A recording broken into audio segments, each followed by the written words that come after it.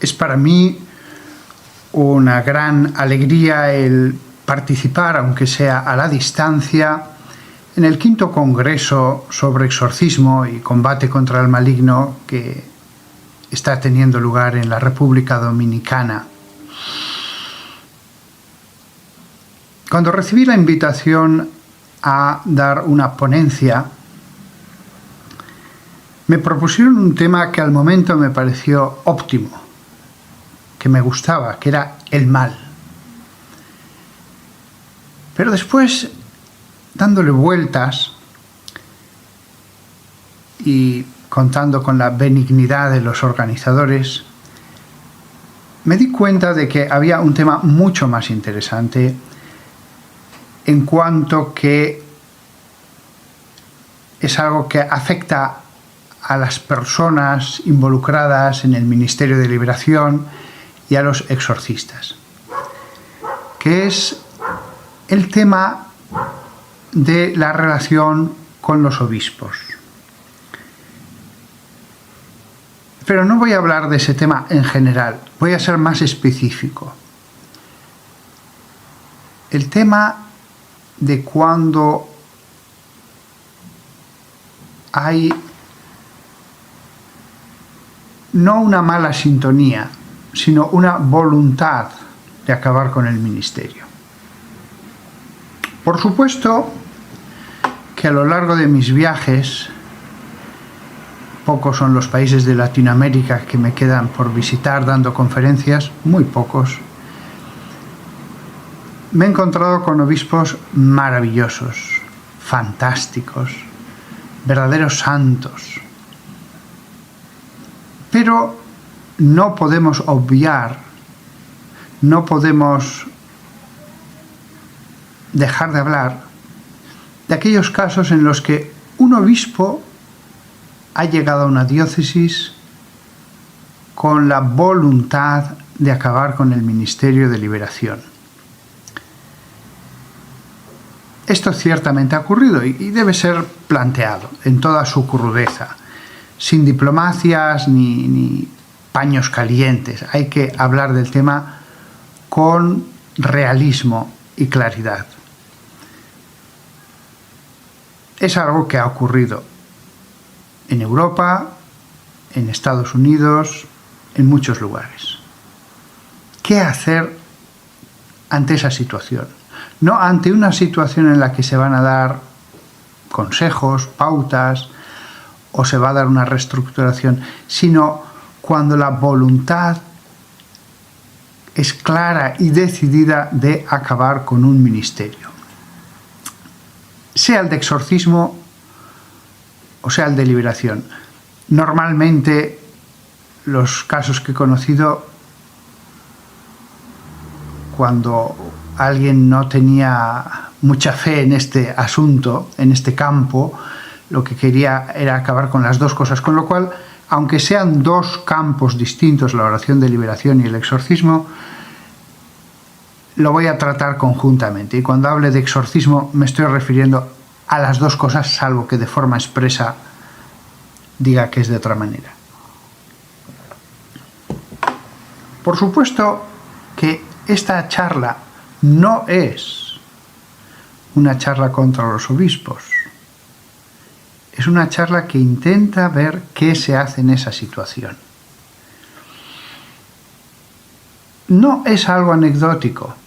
En mis viajes me he encontrado con determinadas diócesis en las que los grupos, con grandísima tristeza, con gran sufrimiento, me hablaban de estas situaciones. No hace falta explicar la gran desmoralización que cae sobre un equipo, sobre un exorcista, sobre varios exorcistas, cuando esta voluntad se manifiesta ya de forma inequívoca. Lo que estoy diciendo no lo voy a referir a la República Dominicana, que sois quienes me estáis escuchando, porque por las noticias que tengo, la República Dominicana está magníficamente magníficamente atendida en este campo. Hay una apertura a los dones de Dios, al poder de Dios. Sin embargo, por muy bien que estén las cosas ahora en el presente, tampoco conozco toda la situación de toda la isla. En el futuro se podría dar, y ciertamente se da en muchos lugares del mundo. Con lo cual es algo que hay que abordar para que cuando se dé tengamos una armazón teológica, espiritual también, que nos ayude a afrontar ese golpe. Causa de grandísimo sufrimiento, causa de desmoralización en los trabajadores de Dios cuando esto se da.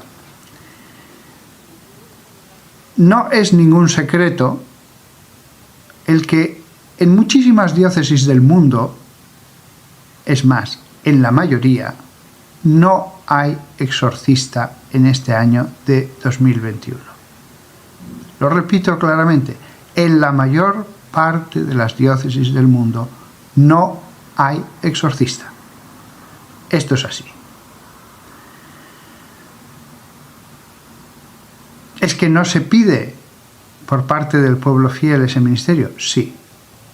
Pero hay casos en que el prelado pues no quiere nombrar a nadie.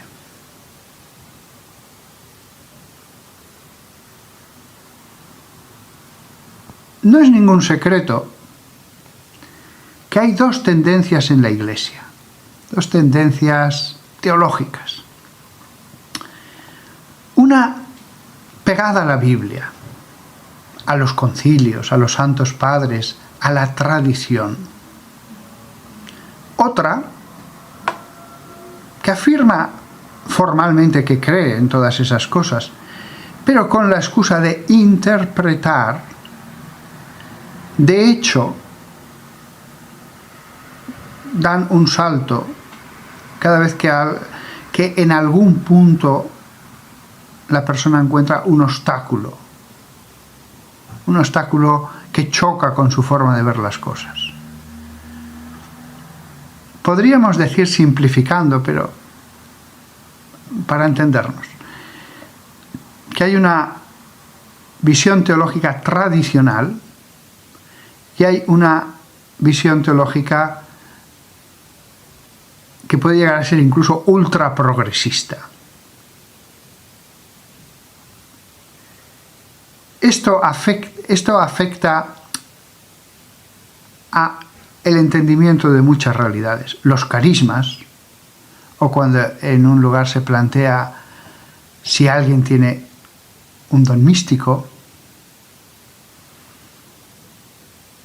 Esto afecta a los fieles, a los sacerdotes, a los obispos. Lo que estoy diciendo es patente, es evidente. No revelo nada que no haya percibido hasta el más tonto de la clase. La fe es una, pero es cierto que hay sacerdotes y los obispos salen de los sacerdotes, de entre el número de los sacerdotes, pues que tienen una u otra tendencia. Es una simplificación lo que he dicho, pero es verdadera. La afirmación de que hay una visión más tradicional de la Iglesia, de la fe, y por tanto de la mística, de los carismas y del exorcismo, y una visión desmitologizadora, modernista, en el sentido que San Pío X le dio a ese término técnico, el modernismo.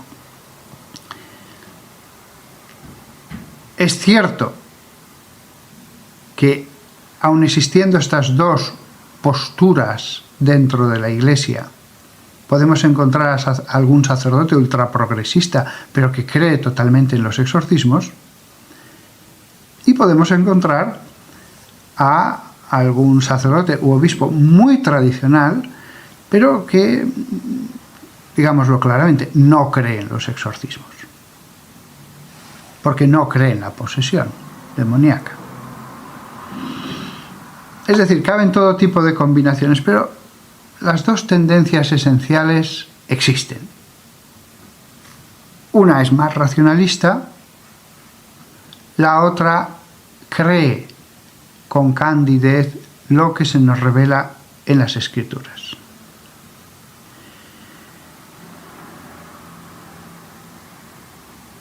Sé que ahora mismo, entre el público que esté escuchando esta ponencia, hay laicos, hay sacerdotes y me imagino que habrá varios obispos.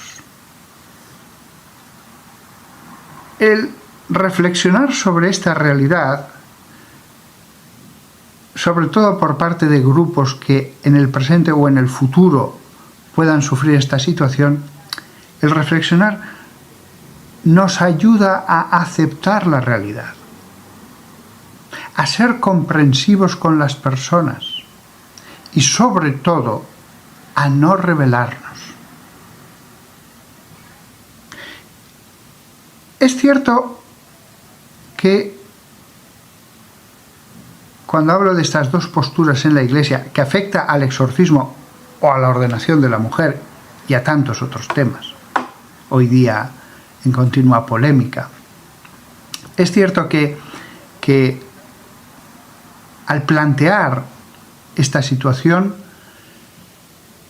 uno de los dos tiene que tener razón. No pueden tenerla los dos a la vez. Tanto en el plano teórico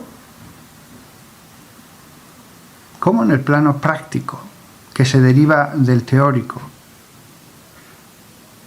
Uno de los dos tiene que tener razón. He conocido algún obispo en Europa que sí que creía en la posesión, pero era algo que se daba una vez cada siglo, en algún lugar. Y por lo tanto, cuando se daba había que hacer infinidad de pruebas, de exámenes psicológicos, psiquiátricos, verlos con un equipo, etcétera, etcétera. Sí, me acuerdo de ese obispo, creía en la posesión, creía en el exorcismo, pero cuando se le planteó la cuestión en su diócesis, no quiso.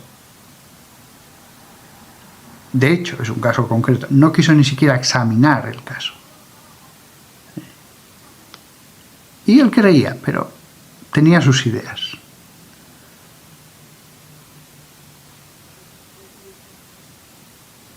La verdad no tiene por qué ser un punto medio entre los que piensan de una manera y los que piensan de otra. La verdad es la verdad, sea cual sea. La posesión en el año 2021 es lo que es, no lo que un teórico quiera que sea en su despacho. La verdad es la que es. No se trata aquí de hacer un regateo, una negociación con la verdad. No se trata de decir no hay que ser extremistas. Cuando el padre Emiliano Tardif hacía tantísimos milagros todos los años, la verdad es la que es. No se trata de querer atenuar la realidad.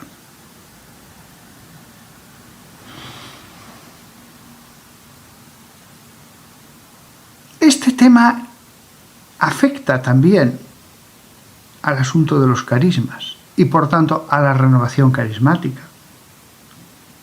Afecta a cómo entendemos cuando Dios da dones proféticos a alguien. Es un don para la Iglesia. Es cierto que debe ser discernido todo, pero existen esas dos tendencias. No estoy siendo pesimista, pero el Padre Pío vivió casi toda su vida bajo condenas. Su ministerio realmente se redujo a la oración y finalmente también al confesionario. Podía haber hecho más cosas, pero no se le permitió. El ejemplo del Padre Pío es uno entre tantísimos. Cuando uno lee las vidas de los santos, comprende cómo el discernimiento de unos dones o de un carisma, pues no siempre se hace bien. No siempre se hace bien. La rebelión nunca es una opción.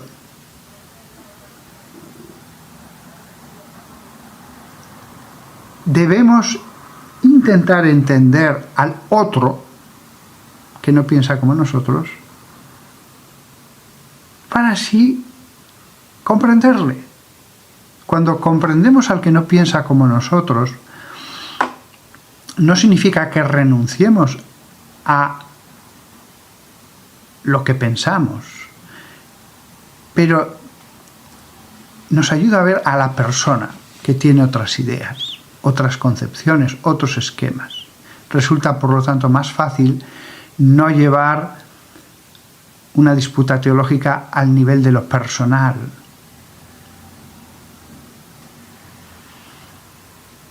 La realidad, también la realidad de diócesis en las que no se permiten los exorcismos nunca, la realidad forma parte de la voluntad de Dios, al menos por permisión, pero voluntad de Dios al fin y al cabo.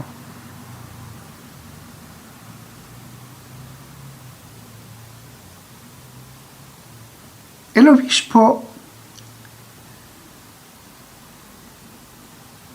hay que aceptar, cualquier obispo del mundo, de cualquier época, puede equivocarse en sus decisiones de gobierno. Y hay que amarlo así. Y hay que respetarlo. No solamente amarlo, respetarlo así.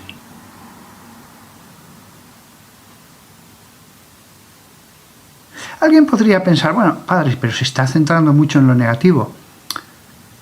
Esta charla es innecesaria cuando lo que se tiene en una diócesis es un obispo que es una fuente de sabiduría y se le nota que está transido del Espíritu Santo, que hay una unción que le rodea. He conocido este tipo de obispos. He conocido este tipo de obispos no amados por todos, sino reverenciados ya en vida, porque se daban cuenta de que no solo la función, sino la persona era santa. No era solo lo que hubiera aprendido en la facultad de teología o en los libros, es que él mismo se había convertido en fuente de sabiduría. Sí, hay obispos cuya sabiduría de lo alto, celestial, en una vida de oración y de ascetismo, hace que su gobierno de la diócesis sea un gobierno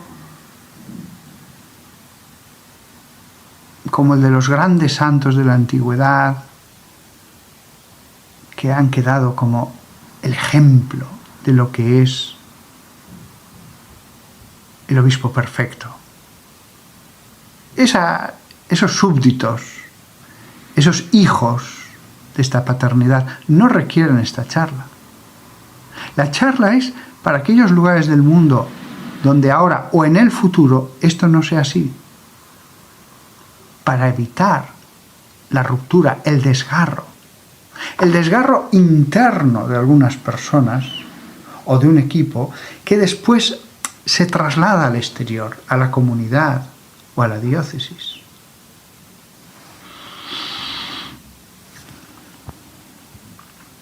Todo debe ser discernido.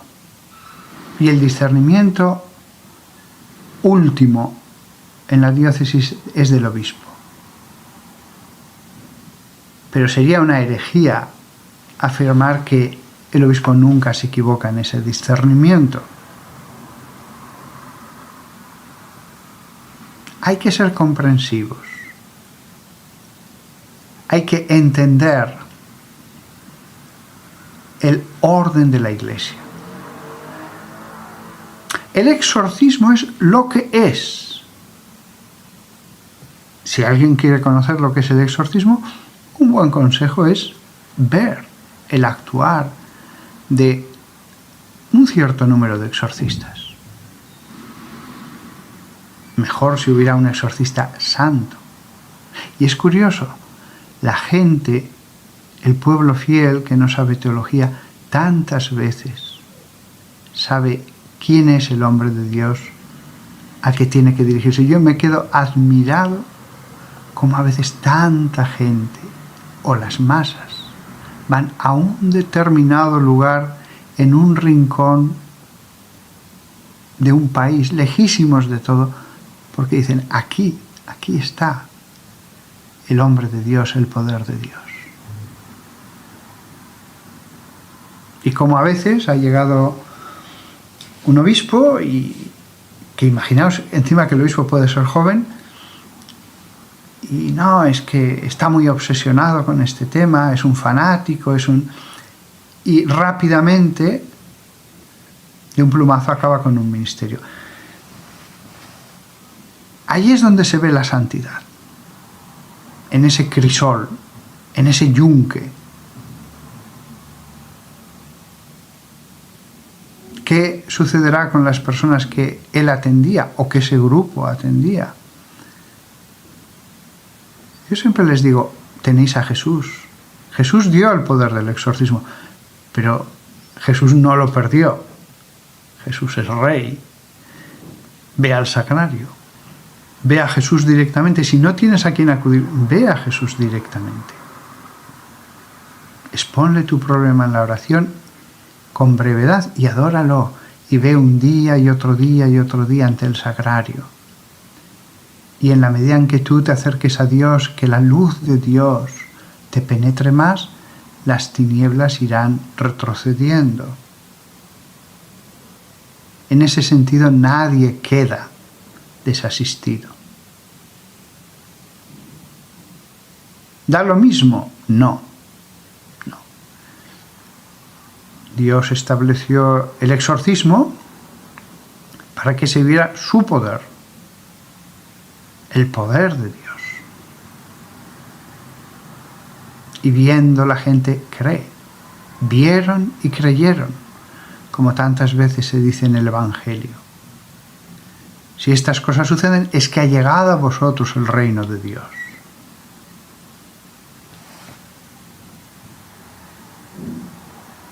Todo grupo que existe con un buen obispo, todo exorcista que trabaja bajo un buen obispo, cuando decía grupo, me refería a grupo de liberación, de oraciones de liberación, debe tener clara la premisa para su trabajo de que si algún día les dicen que han de parar, deben parar. Sin acritud, sin rabia, sin rabia. Dios permite la realidad, hay que aceptarla. Por supuesto que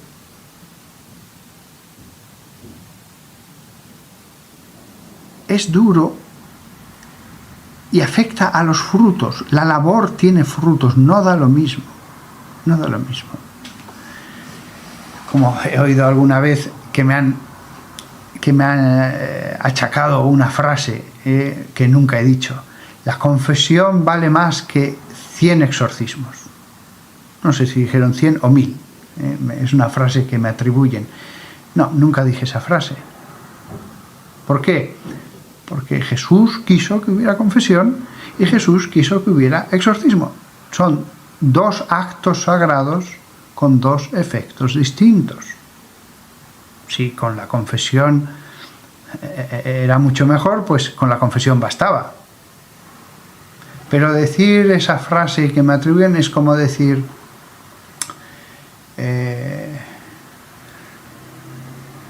tal tipo de medicina es 1000 veces mejor que tal otra medicina. Pues no, Las dos están en la farmacia porque una medicina sirve para esto y la otra medicina sirve para lo otro. La confesión perdona pecados. El exorcismo expulsa demonios. Es cierto que allí donde no haya un exorcista habrá que ir a Jesús y pedirle. Y Él no desampara. Pedid y se os dará. Pero cada vez que se actúa contra un buen grupo de oración de liberación o contra un buen exorcista, hay unos frutos que dejan de producirse. Hay un bien que no va a aparecer.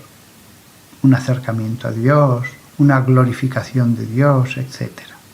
No da lo mismo. Algunas veces se ha criticado, es que ¿cuánta gente recibe este sacerdote cada día? Es que esto no puede ser, esto es un escándalo. No. La gente va, dejadle que Él ayude a esas personas. Es que no puede haber tantos casos. Que lo discierna el que sabe. Que lo discierna el que sabe. No es un campo en el que uno pueda, con teorías. Yo me he encontrado, a la hora de discernir si alguien tiene un don místico o no, me he encontrado con mucha gente que dice, no, si tal cosa, entonces no puede ser un verdadero místico. Haciendo pruebas infantiles, creyendo que si sale negativa o positiva tal o cual prueba, entonces ya esa persona no puede estar teniendo una monja, locuciones o... No, las cosas son más complicadas,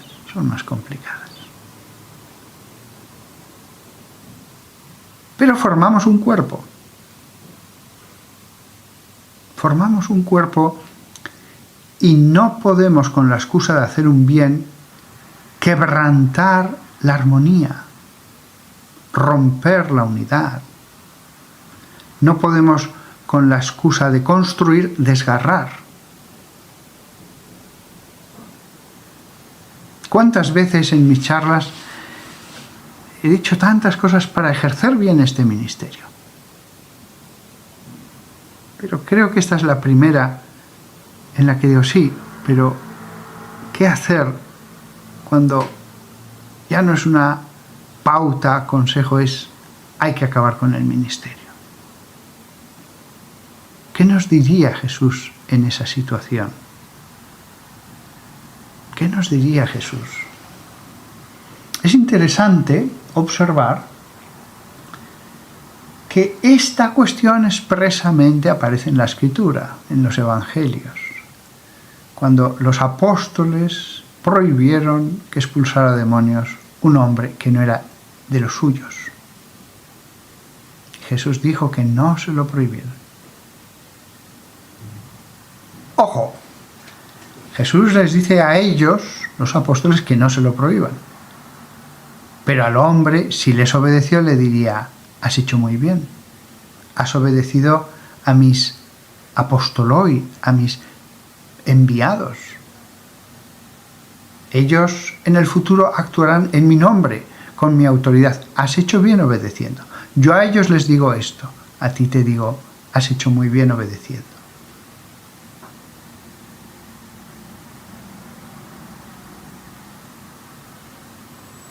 La prohibición formal, no un mero consejo. La prohibición formal se da con la autoridad de Cristo. No podemos obedecer a Cristo a través de la desobediencia. No podemos. Dado que Cristo no está visible hablándonos a nosotros mismos y dando órdenes directamente, hay que obedecer a sus enviados, a sus apostoloi, a los que actúan en su nombre, con su autoridad. Cristo no está visible dando órdenes, con lo cual, frente a una orden directa del obispo, lo que piense que me diría Jesús, me lo imagino, lo deduzco, pero no lo he escuchado. Si Jesús se apareciera, evidentemente no iba a hacer la guerra a sus obispos. No iba a decir, no les obedezcáis, evidentemente. Resolver eclesiológicamente esta cuestión del exorcismo en una situación extrema como la que estoy planteando, nos ayuda a resolver muchas otras cuestiones que pueden afectar a sacerdotes y obispos, a los fieles y a la Iglesia universal. Los criterios que estoy ahora mismo actuando valen para cuestiones litúrgicas, doctrinales, etc.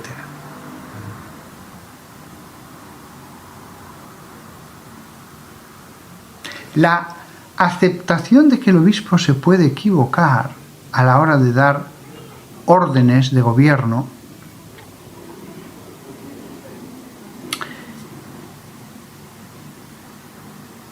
nos lleva ya en el plano teórico a aceptar lo que yo tengo que hacer. Desde el principio yo tengo que tener una aceptación del orden eclesial. Una vez que uno comienza a desobedecer, ya se puede desobedecer en todo. Por lo tanto, esta cuestión debe quedar muy bien zanjada, muy clara, muy nítida, y por eso he querido abordarla en toda su crudeza.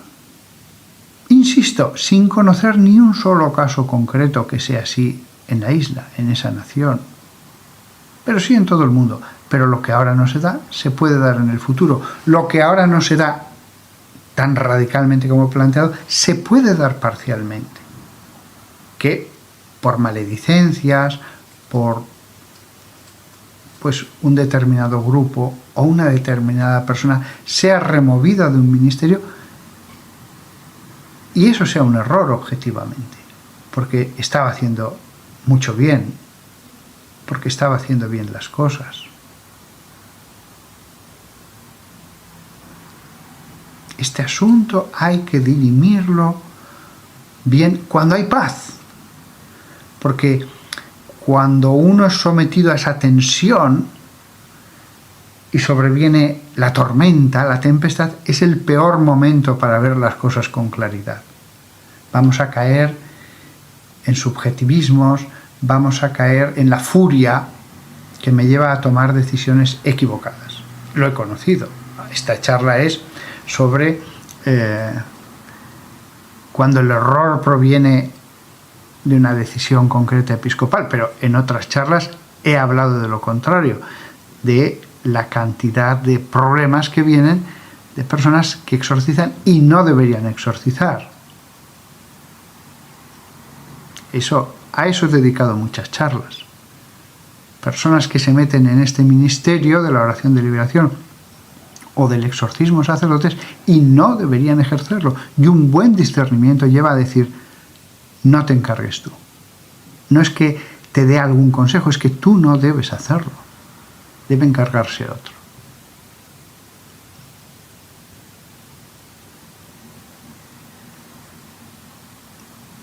Un último pensamiento antes de acabar.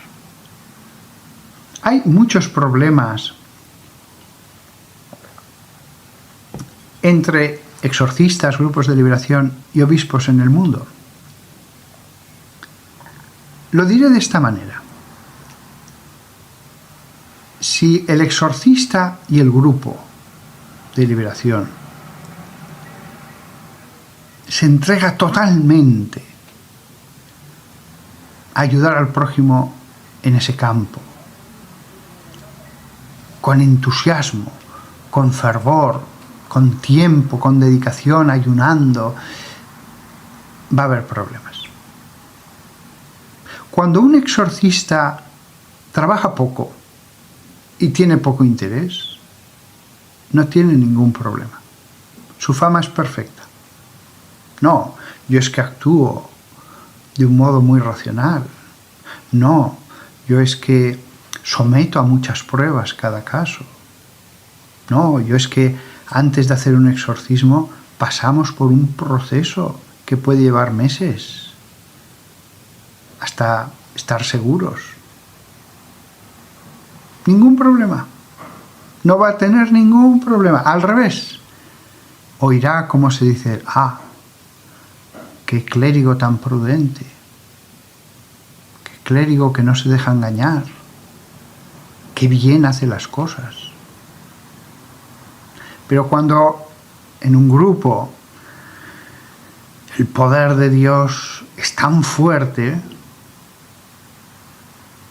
cuando se produce el espectáculo de que todo el infierno es removido y allí no aguanta ni un solo demonio, y la gente va de lugares lejanísimos, la mentalidad racionalista empieza a no verlo claro. Para ellos, el poder de Dios siempre debería ser más moderado. El poder de Dios, sí, que Dios haga lo que quiera, pero ¿cómo lo va a hacer fuera de los esquemas que yo tengo? ¿Cómo va a ser algo espectacular?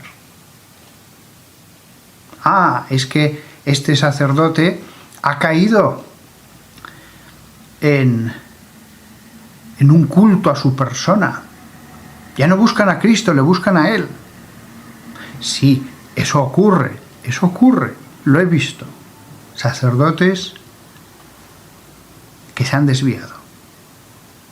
Pero también he conocido casos en que la acusación de esa desviación ha quitado del exorcismo a algún magnífico exorcista. A varios, conozco varios casos en varias diócesis.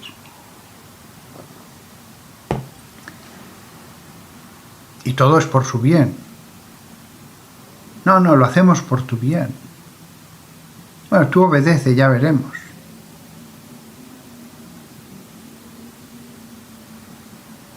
Hay que tener mucho cuidado de no ejercer el ministerio para complacer al obispo. Al obispo hay que obedecerle y amarle y respetarle. Hay que obedecerle totalmente. Pero al que hay que complacer es a Dios. Al obispo hay que obedecerle, pero al que hay que tener contento es a Dios. Esto es una cosa que, con la excusa de la obediencia, uno puede equivocarse. Si nadie te pide que no obedezcas, obedece no mucho, totalmente. Pero alguna vez hay que decir, señor obispo, le voy a obedecer, pero con toda humildad, déjeme decirle esto y esto. ¿Eso deja de ser obediencia total? No. La obediencia total no está reñida con decir las cosas con total claridad, con respeto, con educación, pero con total claridad. Pero es que si le digo esto se va a enfadar. Pues que se enfade. Pero es que si le digo esto ya no me va a considerar bien. Pues que no te considere bien. No estás para que él esté contento. No te has hecho sacerdote para hacer que alguien humano esté contento. Dios es el que tiene que estar contento. Obedécele en todo. Pero alguna vez tendrás que decirle, mire, esto que me ha dado es un consejo. Yo disiento. Si es un consejo, no es una orden. Si es un consejo, no es una orden. En este caso yo, en conciencia, disiento. Si usted quiere ordenármelo, ordénemelo, que yo le voy a obedecer. No es fácil encontrar sacerdotes y laicos en que coexista la más perfecta obediencia con el hablar con total sinceridad, con absoluta sinceridad. No hay que tener miedo a perder el ministerio. No hay que tener miedo a perder el ministerio. Lo que hay que tener miedo es a no hacer la voluntad de Dios. Y para acabar, dirigiéndome a obispos y laicos y sacerdotes que estáis allí, no es posible entregarse absolutamente al servicio de Dios y del prójimo como un ascua ardiente y no tener problemas. No es posible. No conozco a ningún santo en que todo fuera un camino de rosas, en que todo el mundo le dijera que lo estaba haciendo de maravilla, y después de maravillosamente bien en la tierra, murió rodeado del amor de todos y allí acabó su biografía. ¿Por qué no es posible eso? Porque el exorcista y los grupos de oración de liberación trabajan con el demonio. No es que sean lo más importante de la diócesis, por supuesto que no. Pero es el único grupo que trabaja directamente con el demonio. Su objeto directo de trabajo es la acción del demonio sobre esas personas. Es decir, el demonio está aquí actuando sobre estas personas y yo te voy a expulsar. Entonces el demonio ya buscará resquicios, rendijas por donde atacar. Y si no es a través de este sacerdote, a través del otro. Y si no, al demás aquí, el demás. Pero ya lograré yo crear problemas, dice el demonio. Y lo logra, y lo logra. Por eso, algunos tienen problemas por su propia culpa, porque hacen las cosas mal. Pero otros tienen problemas por culpa del diablo, porque hacen demasiado bien las cosas.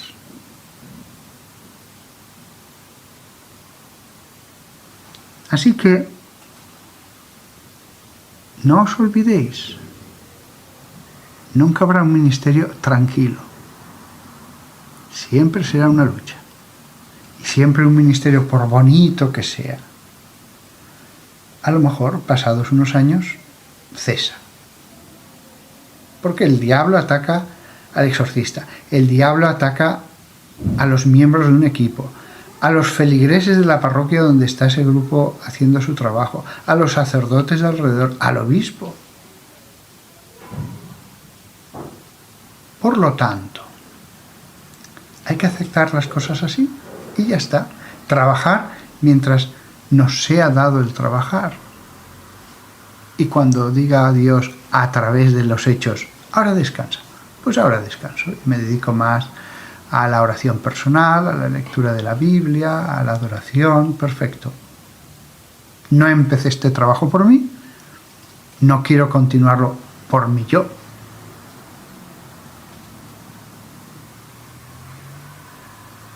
Y bienaventuradas las diócesis que tienen a un prelado santo, sabio, prudente. Dichosos los rebaños que cuentan con un obispo que es perfecto. Los hay, y muchos. Después otros, sin llegar a una santidad eximia, son muy buenos. Y otros, sin llegar ni siquiera a una venerabilidad personal, etc., pero son justos y son prudentes. Desgraciadamente siempre ha habido y habrá un cierto número de obispos que no debieron llegar al cargo, como se nos enseña en los santos evangelios, y por eso Jesús quiso que entre los 12 hubiera un mal apóstol, para saber que eso siempre sucedería, siempre, y con los sacerdotes y con los laicos. No todos los grupos de oración de liberación van a ser buenos. No todos los exorcistas finalmente serán buenos. Pero Jesús allí estuvo sapientísimamente escogiendo a Judas para ocupar un puesto. ¿Por qué? Porque también Judas tenía su parte en la misión. También Judas tenía su parte en la serie de hechos que tenían que suceder. También Judas es enseñanza. Gracias a Dios, y espero que esta charla lo haya dejado claro, el obispo que prohíbe el exorcismo, el obispo que castiga a un místico, el obispo que quiere acabar con un grupo de la renovación carismática, no por eso es un Judas.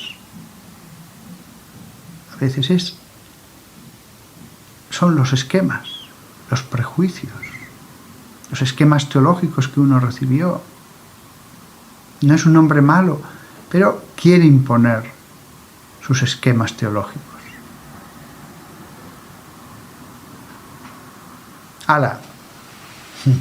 Cuando uno se encuentra con un obispo santo, cuando uno se encuentra con un obispo muy santo, eso es otra cosa. Eso es otra cosa. Hay obispos que por donde han pasado,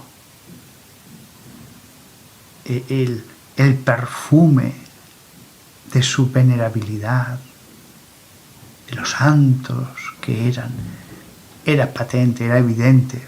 Lo sabían los fieles, lo sabían los sacerdotes. Cuánto bien hace un obispo santo. Cuánto bien, y cómo el rebaño reconoce en él al Padre. Pero ojo, al Padre que al mismo tiempo es un Salomón. Y al mismo tiempo es un hombre que al celebrar la misa, al estar ante la Eucaristía, hay una conexión con Jesús. Y sus decisiones, como sus palabras, son celestiales. Nada más que todos nosotros nos encomendemos a la Santísima Virgen María, porque Jesús y María siempre están con todos sus hijos en todas partes y a nadie le abandonan. Hasta pronto.